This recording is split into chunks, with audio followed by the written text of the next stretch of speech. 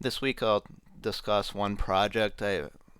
We had to back up files from 5 different computers, 2 of which that had Windows XP on it.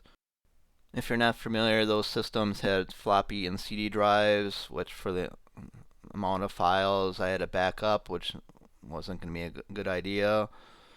Also, Windows XP didn't recognize USB flash drives, external hard drives, and that the file system was different back then.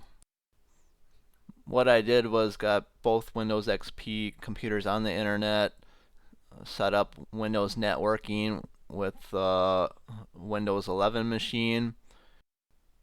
Then I could move files to the customer USB hard drive on the Windows 11 computer.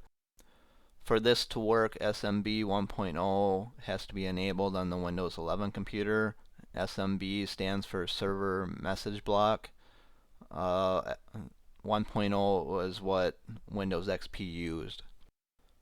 There is a link in the description below on how to enable SMB 1.0. Just remember to disable it after use and that, because SMB 1.0 is unsecure.